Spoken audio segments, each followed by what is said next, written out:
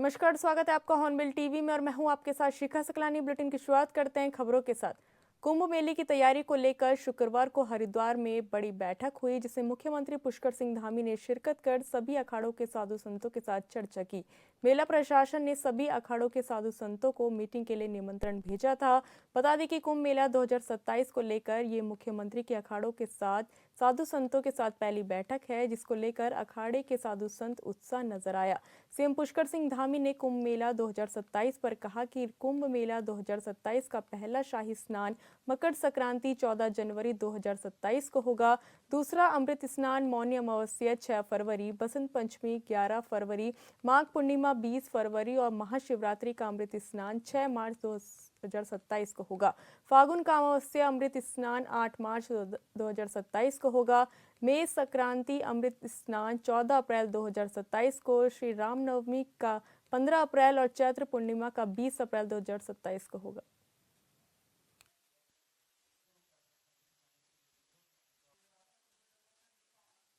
अब आज से ये काम डबल नहीं, कई गुना तेज गति से चलेगा, क्योंकि अब जो है जो असली ऊर्जा है वो हमारे कामों में आप सबके तपत्व की जो ऊर्जा है वो ऊर्जा जो है शामिल हो जाएगी। क्योंकि हमारे यहाँ पहले से हमारे धार्मिक जितने भी श्रीमद् देवी भागवत है, रामचरितमानस हैं या अन्य गीता हैं, वो सब क्या कहती हैं? वो कहती हैं कि संत और पुराने समय के राजा, अब तो राजा कोई नहीं होता, अब तो केवल सेवक होते हैं। तो उनके तन पर तो जो भी होता है वही होता है, लेकिन उनकी वाणी में इतना तपत्व होता है कि वो वाणी से एक बार चाह लें, एक बार उनके मुंह से न भी निकले, मन से ही चाह लें तो सब कुछ हो जाता है। तो मुझे लगता है कि आप सबकी उपस्थिति से आज ये हमारे सामने ये हो गया कि आप सबने आशीर्वाद देकर इसको आगे बढ़ा दिया है, इसकी संपन्नता की ओर इसका मार्ग प्रशस्त कर दिया है। तो ये भव्य भी होगा, दिव्य भी होगा और सफलतम होगा। तो इसलिए अनेक तैयारियां उसके संबंध में की जा रही हैं। हमारे सभी अखाड़े हैं, साधु संत हैं और उनके लिए जो व्यवस्थाएं करनी है, जो भी अवस्थापना स्ट्रक्चर बनाना है, वो सब हम लोग यहाँ पर बनाएंगे। जो भी आवश्यक सुविधाएं हैं उनकी व्यवस्था करेंगे। और सच में मैंने वहाँ पर प्रयागराज में एक चीज और देखा कि पत्तल जो है, जैसे भोजन की व्यवस्था जो पूज्य महाराज जी आप कह रहे थे, वहां पर लोगों ने थाली का जो है वो किया था, संग्रह किया था। और उसमें हमारे अनेक संगठन भी काम करते हैं। वहां पर राष्ट्रीय स्वयंसेवक संघ के लोगों ने हजारों लाखों थालियां वहां पर संग्रह की थी और उन थालियों से पत्तल कहीं दिखाई नहीं दे रहे थे।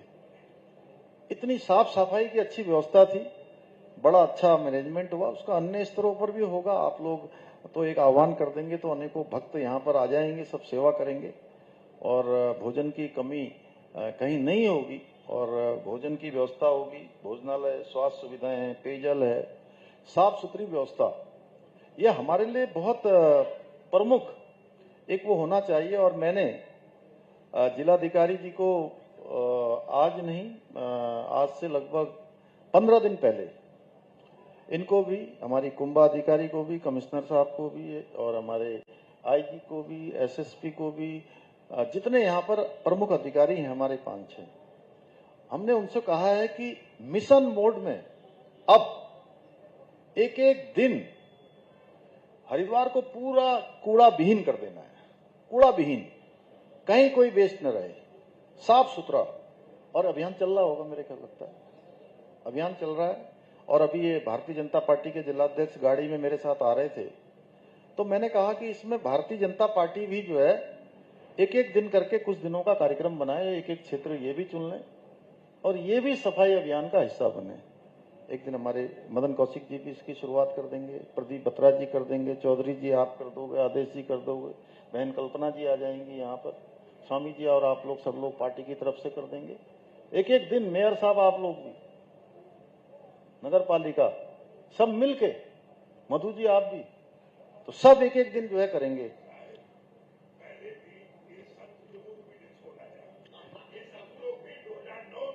जी जी। नहीं पूज्य महाराज जी, मैं तो चाहता हूं कि जो है इसकी एक व्यवस्था ऐसी बन जाए कि हमारे सभी पूज्य अखाड़े वो भी कुछ अभियान में जो है अपना जिस प्रकार से भी, चूंकि मैं उनको मैं कह नहीं सकता हूं, मैं केवल उनके सामने जो है अपनी बात रख सकता हूं। हाँ रखे, क्योंकि उनके भक्तगण वो सब और रखे। देखिए, एक दिन का कहीं कूड़े का नहीं रहेगा, तो ये अपने आप में हमारा एक अलग प्रकार का नवाचार होगा जो पूरी दुनिया के अंदर देखा जाएगा कि एक अलग प्रकार की हमने जो है यहाँ कुंभ के आयोजन की तैयारियां की हैं। इसके साथ साथ हमारे धार्मिक अनुष्ठान है, प्रवचन है, भजन है, संकीर्तन है, योग ध्यान शिविरों के सुचारू संचालन के लिए भी विशेष प्रबंध किए जाएंगे। ये सब पहले से ही व्यवस्थाएं चल रही हैं। और जैसा आप लोगों ने कहा, घाटों के विस्तार के लिए और निर्माण के लिए और सुधार के लिए कुछ यहाँ पर 45 करोड़ रुपए की धनराशि अभी प्रथम चरण में जब काम शुरू हुआ है तो उसके लिए स्वीकृति कर दी है। और भीड़ नियंत्रण व स्नान की ठीक प्रकार से व्यवस्था हो, वो सभी सुनिश्चित किया जा रहा है। और आवागमन को सुचारू बनाने के लिए भी 38 करोड़ रुपए से सड़कों का निर्माण है, चौड़ीकरण, मरम्मत कार्य हैं। बीएचएल क्षेत्र में यातायात दबाव करने के लिए भी लगभग 10 करोड़ रुपए का एक महत्वपूर्ण पुल भी वहां पर स्वीकृत किया गया है। शहर पर भार न पड़े इसके लिए 15 किलोमीटर दूर कुछ पार्किंग स्थल भी बड़े बनाए जा रहे हैं। बिजली, पानी, शौचालय सभी सुविधाएं वहां पर बनाई जा रही हैं। शुद्ध पेयजल के लिए लगभग 14 करोड़ रुपए के ट्यूबवेल हैं, ओवरहेड टैंक हैं, जो प्रथम चरण में अभी शुरू की है। क्योंकि काम अब हमारा तेज होना है, बरसात के बाद सारी अवस्थापना सुविधाएं बननी है। जल आपूर्ति है, ओवरहेड टैंक है। और सुरक्षा को आधुनिक बनाने के लिए 20,000 सीसीटीवी कैमरे, ये भी एआई आधारित ये लगाए जाएंगे। और CCR2 भवन द्वारा इसकी रियल टाइम। देहरादून में public relation society of India के डेलीगेशन ने राज्यसभा सांसद डॉक्टर नरेश बंसल के नेतृत्व में सीएम धामी से शिष्टाचार भेंट की और उन्हें आगामी 13, 14 एवं 15 दिसंबर को देहरादून में आयोजित होने जा रहे राष्ट्रीय जनसंपर्क अधिवेशन के लिए औपचारिक आमंत्रण दिया। इस अवसर पर प्रतिनिधिमंडल ने मुख्यमंत्री को अधिवेशन का ब्रोशर भेंट करते हुए संस्था की गतिविधि और उद्देश्यों की विस्तृत जानकारी भी दी।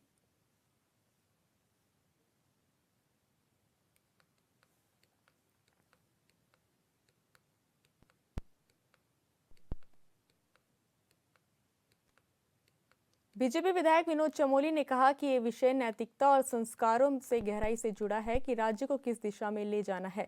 ये केवल सरकारों का नहीं बल्कि प्रदेश के आवाम का सामूहिक उत्तरदायित्व है। सरकार संसाधन और योजना उपलब्ध करा सकती है, लेकिन उनका उपयोग किस रूप में होना चाहिए, ये नागरिकों और पूरे सनातनी समाज को समझना होगा। उन्होंने कहा कि देवभूमि की पहचान उसकी मर्यादा और आस्था से है, इसलिए पवित्र स्थलों को पिकनिक स्पॉट बनाने की प्रवृत्ति रोकनी होगी।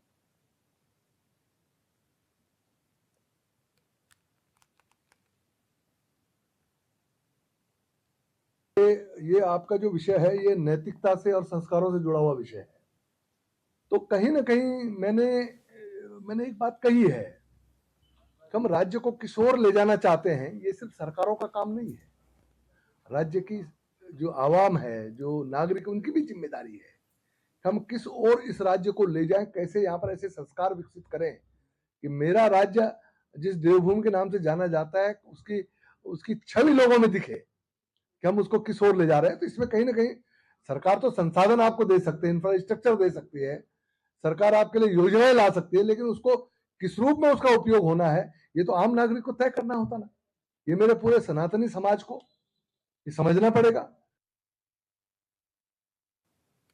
द्वाराहाट नगर में अतिथि शिक्षकों के द्वारा खंड शिक्षा कार्यालय द्वाराहाट में प्रदर्शन किया गया। अतिथि शिक्षकों ने खंड विकास कार्यालय पर आदेशों की अवहेलना का आरोप लगाते हुए कहा कि ग्रीष्मकालीन और शीतकालीन अवकाश का वेतन केवल अल्मोड़ा जिले के अतिथि शिक्षकों को अभी तक आश्रित नहीं किया गया, जबकि पूर्व में जिला शिक्षा अधिकारी अल्मोड़ा के द्वारा प्रभारी खंड शिक्षा अधिकारी वंदना रौतेला का वेतन आहरण के लिए आवेशित किया गया था, मगर वंदना रौतेला के द्वारा प्रभारी मुख्य शिक्षा अधिकारी चंदन सिंह बिष्ट द्वारा बीते रोज एक नया आदेश जारी किया गया, जिसमें उच्च न्यायालय का हवाला दिया जा रहा है, जबकि अन्य जिले चंपावत, टिहरी, पिथौरागढ़, उधम सिंह नगर, बागेश्वर, नैनीताल और अन्य जिलों में वेतन आहरित हो चुका है। केवल अल्मोड़ा जिला में ही वेतन नहीं दिया गया, जिससे जिले के अतिथि शिक्षक अपने को ठगा सा महसूस कर रहे हैं। सर, ये बहुत बड़ी विडंबना है कि हम सभी को अभी जो है अपने विद्यालयों में होना चाहिए था, लेकिन हम सभी लोग यहाँ पर खंड शिक्षा अधिकारी ऑफिस में अपनी मांगों को लेकर पहुँचे हैं। हमारी जो मुख्य मांग थी और बीओ मैडम को भी बहुत बार हमने सूचना दे दी थी, लेकिन उसके बाद भी इस पर कोई कार्रवाई नहीं हुई। मैं आपको बताना चाहूँगा कि पूरे प्रदेश में हम लगभग 6000 लोग हैं अतिथि शिक्षक संगठन में, जिसमें कि बहुत से जिलों में जो है वेतन आहरित हो गया है दीर्घकालीन अवकाश का, चाहे वो जनवरी का महीना हो चाहे वो जून का महीना हो, लेकिन अल्मोड़ा ज़िले में किसी भी बीओ द्वारा अभी तक इस पर कोई कार्रवाई नहीं की है। तो इसलिए हम अपनी मांगों को लेकर यहाँ पर बैठे हुए। देहरादून में विश्व आपदा प्रबंधन सम्मेलन 2025 कार्यक्रम का आयोजन किया गया, जहां सीएम पुष्कर सिंह धामी ने शिरकत की। इस दौरान उनके साथ केंद्रीय मंत्री जितेंद्र सिंह, राज्यसभा सांसद नरेश बंसल समेत अन्य वरिष्ठ अधिकारी भी मौजूद रहे। आपको बता दें कि देहरादून में आपदा प्रबंधन सम्मेलन कार्यक्रम का आयोजन किया गया। विश्व आपदा प्रबंधन सम्मेलन कार्यक्रम आयोजित किया गया, जहां मुख्यमंत्री पुष्कर सिंह धामी ने शिरकत की। उनके साथ ही राज्यसभा सांसद नरेश बंसल और केंद्रीय मंत्री जितेंद्र सिंह भी मौजूद रहे। आपको बता दें कि देहरादून में विश्व आपदा प्रबंधन सम्मेलन 2025 कार्यक्रम आयोजित किया गया है, जहां मुख्यमंत्री पुष्कर सिंह धामी ने शिरकत की। इस दौरान आपदा से निपटने को लेकर रणनीतियों पर चर्चा की गई। आपको बता दें कि केंद्रीय मंत्री जितेंद्र सिंह भी मौजूद रहे। भारत माता की विश्व आपदा प्रबंधन सम्मेलन 2025 के इस अवसर पर मंच पर आसीन राज्यसभा के सांसद और बहुत वरिष्ठ नेता आदरणीय नरेश बंसल जी, सचिव विज्ञान एवं प्रौद्योगिकी श्री नितेश झा जी, यूकॉस्ट के महानिदेशक और इस पूरे समिट के संयोजक आयोजक professor doctor Durgesh Pant ji, doctor DK. Aswal जी, सदस्य एनडीएमए भारत सरकार, प्रहलाद अधिकारी जी, आयोजन सचिव विश्व आपदा प्रबंधन सम्मेलन 2025 और graphic era group of institution के अध्यक्ष, जिन्होंने शानदार आयोजन स्थल, इस प्रकार का एक विशिष्ट स्थल निर्मित किया है, प्रोफेसर कमल घनसाला जी, विभिन्न विश्वविद्यालयों से आए हुए सभी हमारे कुलपतिगण, अनेक देशों से, विश्व के अनेक देशों से पधारे हुए हमारे सभी वैज्ञानिकगण, राजदूतगण, केंद्र और राज्य सरकार के समस्त अधिकारीगण एवं देश विदेशों से पधारे विशेषज्ञ,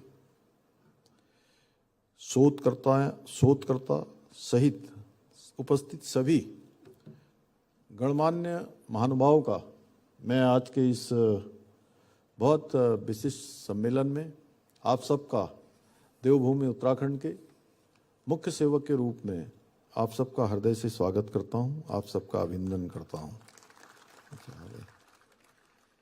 मेरे लिए बहुत हर्ष का विषय है कि आज हिमालय के द्वार देहरादून में आयोजित इस विश्व आपदा प्रबंधन सम्मेलन में आप सभी महानुभावों के बीच उपस्थित होने का मुझे भी शुभ अवसर प्राप्त हो रहा है। मुझे बताया गया जैसा कि 3 दिन तक ये सम्मेलन अनवरत रूप से चलेगा, जिसमें सभी हमारे देश और दुनिया के हिमालय राज्यों के प्रतिनिधि, देश दुनिया से आए वैज्ञानिक, शोधकर्ता हिमालय क्षेत्र में जलवायु परिवर्तन, आपदा प्रबंधन और जितनी भी ये समस्याएं जिनका हमने अभी भारत सरकार के हमारे मंत्री आदरणीय डॉक्टर जितेंद्र सिंह जी ने उल्लेख किया, आज कार्यक्रम के आयोजक के नाते, संयोजक के नाते प्रोफेसर दुर्गेश पंत जी ने किया और नितेश जी ने भी बातें रखी हैं। जो भी चुनौतियां आज हमारे सामने हैं उन पर हम बहुत गहनता से विचार विमर्श करेंगे। साथ ही आज जो तकनीकी नवाचार है, अनुसंधान है, वैश्विक साझेदारी है, उसको और मजबूत करने के लिए और सुदृढ़ बनाने के लिए ठोस रणनीतियों पर कैसे काम हो, कैसे ठोस रणनीतियां बनाई जाएं, उन सभी पर चर्चा होगी। मुझे पूरा विश्वास है कि इस सम्मेलन से प्राप्त होने वाली समस्त प्रकार की जानकारियां, सुझाव, समाधान न केवल उत्तराखंड राज्य के लिए बल्कि पूरे विश्व के लिए उपयोगी साबित होंगे। भाइयों बहनों, जब हम हिमालय की बात करते हैं तो हिमालय मात्र बर्फीली चोटियों और विस्तृत पर्वतमालाओं का केवल समूह मात्र नहीं है, बल्कि संपूर्ण भारतीय उपमहाद्वीप का जीवन स्रोत भी है। इसकी ऊंची चोटियां, विस्तृत ग्लेशियर, नदियां और जैव विविधता से भरपूर वन संपदा हमें न केवल प्राकृतिक सौंदर्य का अनुभव कराती है, बल्कि पर्यावरणीय संतुलन बनाए रखने में भी बहुत महत्वपूर्ण भूमिका निभाती है। हिमालय की विशाल हिमनद प्रणाली न केवल पूरे एशिया के जलवायु मॉडल को नियंत्रित करती है, बल्कि वैश्विक कार्बन चक्र में भी अपनी महत्वपूर्ण भूमिका निभाती है। परंतु आज जलवायु परिवर्तन, अनियंत्रित विकास, प्राकृतिक संसाधनों का अंधाधुंध दोहन हिमालय के संतुलन को बिगाड़ रहे हैं। एक प्रकार का असंतुलन पैदा हो रहा है। हम सभी देख रहे हैं कि हिमालय क्षेत्रों में, विशेषकर उच्च हिमालय क्षेत्रों में जलवायु परिवर्तन के गंभीर प्रभाव स्पष्ट रूप से दिखाई दे रहे हैं। वर्षा की तीव्रता लगातार बढ़ रही है और अप्रत्याशित रूप से क्लाउड बर्स्ट तथा उनके परिणाम स्वरूप भूस्खलन जैसी घटनाएं बार बार घटित हो रही हैं। और बहुत बार तो लगता है कि जो मौसम है वो एकदम से बदल रहा है। जैसे अगर मैं इस वर्ष की बात करूं तो पूरे उत्तराखंड के अंदर अधिकांश स्थानों पर हमने गर्मी का अनुभव ही नहीं किया। आपको बता दें कि मुख्यमंत्री पुष्कर सिंह धामी ने विश्व आपदा प्रबंधन सम्मेलन कार्यक्रम में शिरकत की। इस दौरान केंद्रीय मंत्री भी उनके साथ मौजूद रहे, राज्यसभा सांसद भी उनके साथ मौजूद रहे।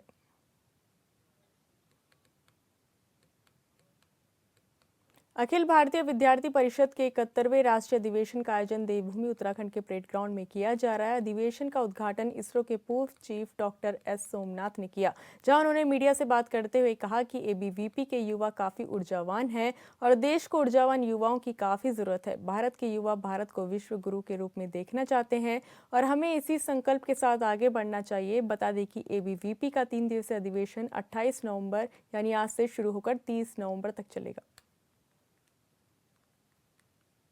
स्पेस नहीं, सभी टेक्नोलॉजी डोमेन में हमको काम करना है। तो स्पेस में हमने जो किया है तो ये एग्जाम्पल है कि भारत को जो हम पिछले 60 इयर्स में जो हमने पीछे लगा है स्पेस में, अब हम आगे पहुंचा है। तो हमने चंद्रमा और मार्स पर हमारा सैटेलाइट्स भेजा है, सॉफ्ट लैंडिंग भी किया है हमने पहली बार। भारत बना पहली बार एक सॉफ्ट लैंडिंग करना नेशन बन गया। तो ये एग्जाम्पल्स हमको जो दिखाते हैं कि हमारे युवा, हमारे साइंटिस्ट, तो हमको ये ताकत है तो ऐसे काम करने में कुछ। उत्तराखंड क्रांति दल के वरिष्ठ नेता और राज्य आंदोलन के प्रखर चेहरा रहे फील्ड मार्शल दिवाकर भट्ट को मसूरी शहीद स्थल पर भावपूर्ण श्रद्धांजलि दी गई। राज्य आंदोलनकारी और स्थानीय लोगों ने उनके चित्र पर पुष्पांजलि अर्पित कर उनके संघर्षों को याद किया। श्रद्धांजलि सभा में वक्ताओं ने कहा कि दिवाकर भट्ट ऐसा नेतृत्व थे जिनके आवाज पर हजारों युवक सड़क पर उतर आते थे। उन्होंने कहा कि वे युवावस्था से ही आंदोलन का हिस्सा रहे। दिवाकर भट्ट 1978 में बद्रीनाथ से दिल्ली तक पैदल यात्रा करने वाले चुनिंदा युवाओं में शामिल थे।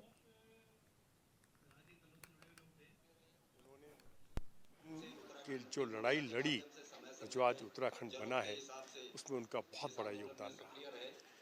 वो एक सर्वमान्य नेता थे उत्तराखंड के। वो हर पार्टी में रहे, हमारी भारतीय जनता पार्टी में भी कैबिनेट मंत्री के रूप में रहे। बहुत ही बेबाक किस्म के आदमी थे। उनका एक ही डर था उत्तराखंड के लिए कि बस उत्तराखंड बने और इसका विकास कैसे हो, इसके जो गांव जो दूर दूर तक गांव हैं वो कैसे जुड़े, उनकी सड़कें कैसे वहाँ जाए, पानी कैसे जाए, बिजली कैसे जाए। वो हर वक्त यही, जब भी मसूरी आते थे हमारे उनसे बहुत अच्छे संबंध रहे, मिलकर जरूर जाते थे, तब चाहे वो मंत्री रहे या नहीं रहे। डोईवाला के शिक्षण संस्थान गन्ना कृषक पब्लिक इंटर कॉलेज में स्कूली छात्राओं को अपर स्वेटर की ड्रेस पहनकर आने पर पनिशमेंट दी गई। इस दौरान 3 छात्राएं चक्कर आने के बाद बेहोश हो गई। इसके बाद छात्रों के अभिभावकों ने स्कूल में जमकर हंगामा किया। छात्राओं ने प्रधान अध्यापक पर अत्यधिक दंड देने का आरोप लगाते हुए कहा कि प्रधान अध्यापक ने छात्राओं को दंड बैठक करने के लिए कहा था, जिसके बाद कुछ छात्राएं 100 तक दंड बैठक करने के लिए बेहोश होकर गिर गई। वहीं प्रधान अध्यापक अंकित डोबरियाल ने कहा कि छात्राओं को विद्यालय में प्रॉपर ड्रेस पहनकर आने के लिए कई बार वार्निंग दी गई थी। इसके बाद उन्हें अनुशासनहीनता के चलते पनिशमेंट दिया गया।